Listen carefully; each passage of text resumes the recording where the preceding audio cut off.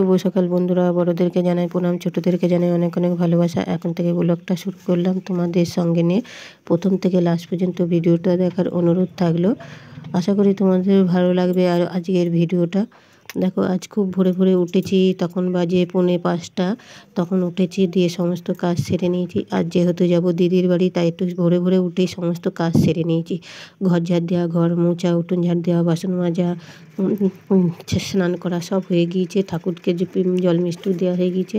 দিয়ে এ দেখো দিদির বাড়ি যাবো বলে তাই জামা কাপড় নিয়ে গোছ করতে বসেছি। রাতে গোছ করা হয়নি, কারণ দোকানে ছিলাম, অনেকটা রাত হয়ে গিয়েছিলো। আর যাবো কিনা তার ঠিকও ছিল না, যার জন্য যে জামা কাপড় কটা গোছ করা হয়নি। তার দিদি এতবার বারে বারে ফোন করছে, আর যাওয়াও হয়নি, 2 বছর হলো। তাই ঠিক করলাম যে না, একবার ঘুরে আসি গিয়ে। তাই দিদি বাড়ি যাবো বলে জামা কাপড় কটা গুছিয়ে নিলাম। ওখানে দেখো, এটা আমার ভাসুর তাঁত বুনছে। আমাদের ঘরেই এই তাঁতটা পড়েছিল, তাই জুড়ে নিয়েছে, দিয়ে বুনছে। যাই হোক, দেখো রেডি হয়ে গিয়েছি, সব জামা কাপড় গুছিয়ে নিয়ে নিজেরাও রেডি হয়ে গেছি। এবার যাব, টোটো দাঁড়িয়ে আছে। তার আগে শাশুড়ি মাকে আর শ্বশুরমশাইকে একটু প্রণামটা করে নিলাম, নিয়ে তারপরে যাব। ও দেখো শ্বশুরমশাই নলি পাকাচ্ছে। আমাদের তাঁতে যে নলি লাগে, সেই সব নলি শ্বশুরমশাই পাকাচ্ছে। এগুলো সুতোর মানে সুতোর তাঁতের কাজে লাগে।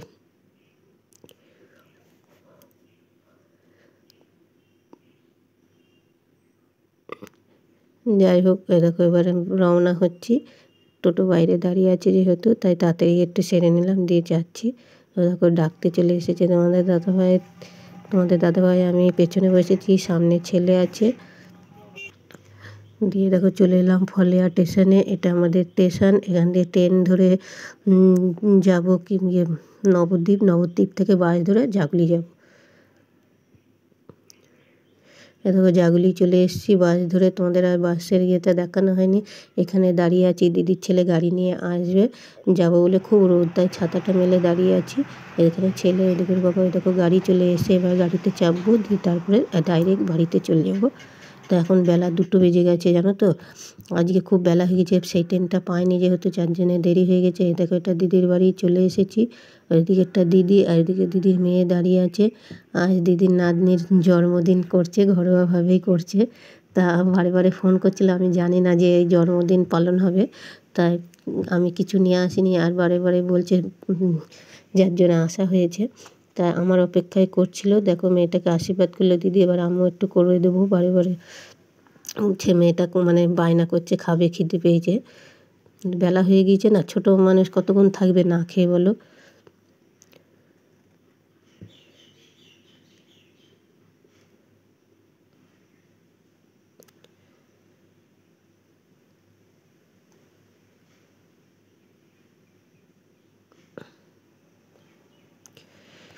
যাই হোক, একটু পায়েস মুখে দিয়ে দিলাম, ধান দ্রব্য দিয়ে আশীর্বাদ করে একটু পায়েস মুখে দিয়ে দিলাম। তা আমি কিছু নিয়ে যাইনি যেহেতু, তাই কিছু দিতে পারলাম না।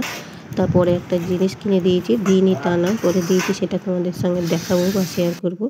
এ দেখো, দিয়ে খাওয়া দাওয়া করা হয়ে গেল। তো অনেক বেলা হয়ে গিয়েছে, খাওয়া দাওয়া করে সবাই মিলে একটু বসে গল্প করছি। একটা দিদির মেয়ে নাতনি, আর দিদির মেয়ে দেখো নিচেই বসে আছে, ভিজে মাথা বলে গামছা নিয়ে, গামছা মাথায় জড়িয়ে আছে। তা চলো দিদিদের ঘর দুটো একটু দেখিয়ে দিই।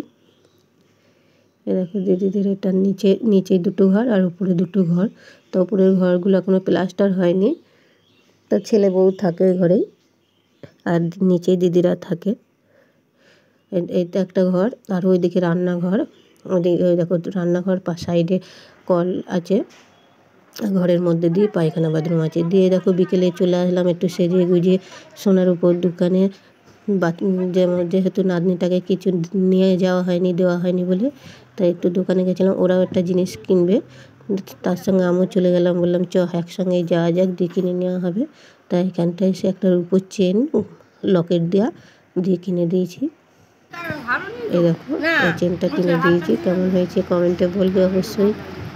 একটু ছোট হলে আরো সুন্দর লাগবে। না এটা ভালো, একদম ছোট ভালো লাগে। এর থেকে এক সাইজ। আরও একটা বালা কিনেছে, মেয়েটার হাতে বালা একটা কিনে নিল। বললাম আছে আমার একটা কিনে নিই, দিয়েও একটা কিনে নিল মেয়েটার জন্য। তা কেমন হয়েছে অবশ্যই কমেন্ট করে বলবে। খেলে মানে তোর হাতে দিয়ে দেখবে এটা।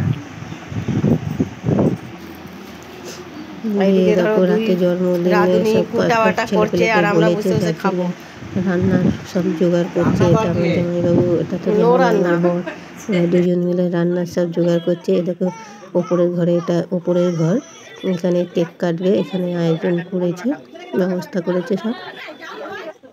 ওটা দিদির ছেলে ধরিয়ে দিল মোমবাতিটা।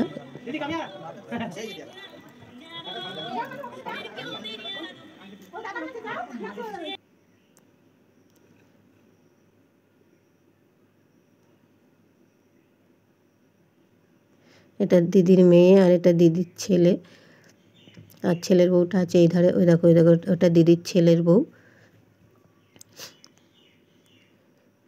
তোমরা সবাই আশীর্বাদ করো, শুভ জন্মদিনে নাতনিকে আশীর্বাদ করো। তা ভিডিওটা আর বেশি বড় করলাম না, এখানে শেষ করলাম। শুভরাত্রি, সবাই ভালো থাকবেন, সুস্থ থাকবেন। আবার আসবো কালকের ব্লগ নিয়ে। তোমাদেরকে দেওয়া হয়নি, এর আগের ব্লগগুলো বাড়িতে ছিলাম না যেহেতু দুদিন, তাই কোনো ব্লগ ছাড়তে পারিনি। তাই এটা বাড়িতে এসে এডিট করে তারপরে ছাড়লাম আজকে। তা শুভরাত্রি, ভিডিওটা এখানেই শেষ করলাম। আবার আসবো কালকের ব্লগ নিয়ে।